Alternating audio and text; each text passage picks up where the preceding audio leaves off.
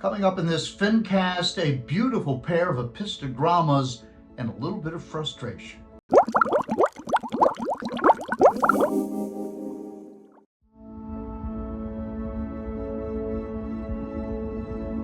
Hi everybody, John here with another FinCast. Sitting in front of my 55 planted aquarium. In my last video, I told you about a pair of Apistogrammas that I ordered from Dan's Fish. They came in just so beautiful and so colored up, and just I felt like it was worth my approximately $65 investment, along with some other fish that I ordered from Dan. So I've been very happy with those. Almost immediately, they laid eggs in a little bit of a crevice in one of the pieces of driftwood. And I thought, well, that's pretty cool. They seem to like my water parameters. They like the fish tank. And I've always kind of been really thinking that the way this aquarium was set up is that some Apistogrammas or some other small dwarf cichlid would live in harmony with the other tetras, predominantly my beautiful school of rummy-nosed tetras, and then I would have this kind of ecosystem going in this fish tank. And so I built this little cave-like area that you can see over here on this side of the aquarium. And right about in there, if you will, is where I thought, man, that would be a great place to see a pisto sort of darting in and out, and it worked out perfectly. And I didn't put a lot of stock into this particular clutch of eggs, since it was their first hatching, and it looked to me as if the female had eaten the eggs until about 3 or 4 days later. I saw some motion near the bottom of the aquarium, and lo and behold, there were the babies. And so the fry were swimming along, and the mother was fiercely protecting everything on this half of the aquarium, and it really looked like things were going along. So I ran out, got some brine shrimp eggs, and set up a hatchery, and started putting some baby brine in there, and using a pipette and distributing them down around the area where I knew the fry were living. And within a day, the fry were gone, and I'm kind of bummed out. And I don't really know what happened.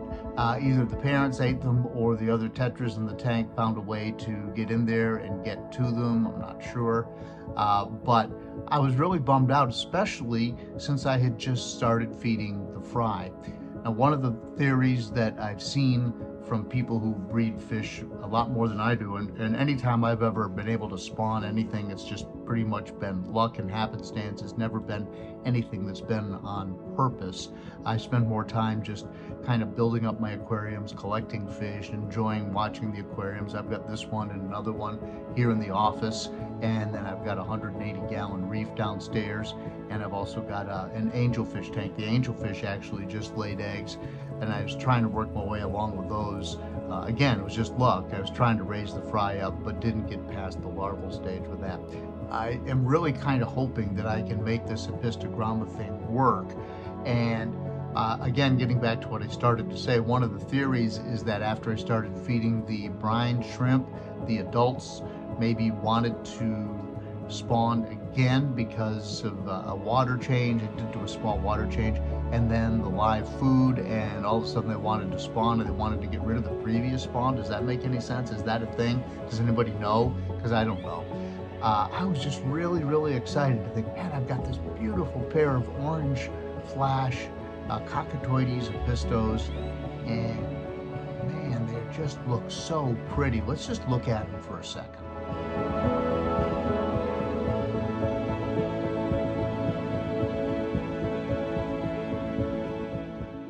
So I'll say that if you could tell maybe in the video, they are becoming more and more aggressive towards the other fish in the aquarium. And it looks to me as if they are trying to either try and take over the whole aquarium, which I don't think they'll be able to do, but they are trying to really lay down the law that they own this aquarium, that it is theirs.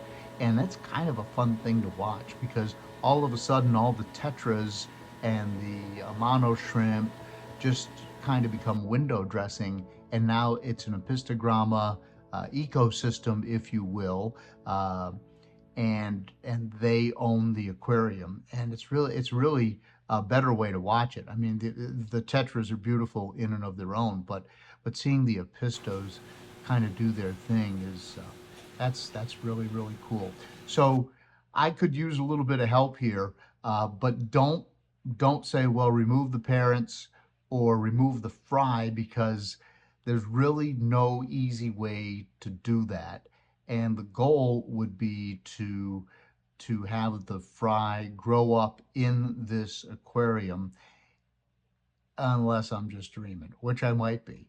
But that would be so cool. But if you look, there are some really tight hiding places in this fish tank, especially that group of plants that's growing off the driftwood, the Java fern, right over here on top. And there are holes in there I don't think other bigger fish could penetrate. And so I wouldn't be completely surprised if at some point the all of a sudden an apisto that was big enough to survive being eaten by anything other than its parents emerged from that ball. But who knows? In the meantime, I'm going to keep feeding the baby brine to the fish tank, trying to stimulate the parents. I'm also feeding some freeze-dried bloodworms from the big box store. These are Imaginarium. Feeding some bug bites and also some frozen mysis here and there. So I think that the aquarium is good, and I'm doing some water changes, everything that you should do to stimulate these guys to spawn again. And then I'm really hoping that maybe something can come of this. But if anybody has any advice, if anybody's had any success with this, I'd really like to hear about it. I'd really like to talk about it. If push came to shove, I could remove the parents and put them in their own aquarium, and I've got some other space, or I could order another pair, which at this point I might be willing to do.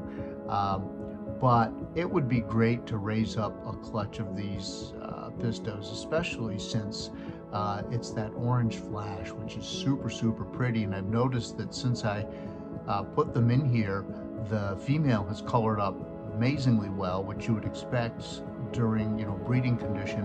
And then also the male's fins are just getting longer and longer and brighter and brighter. So let me know what you think.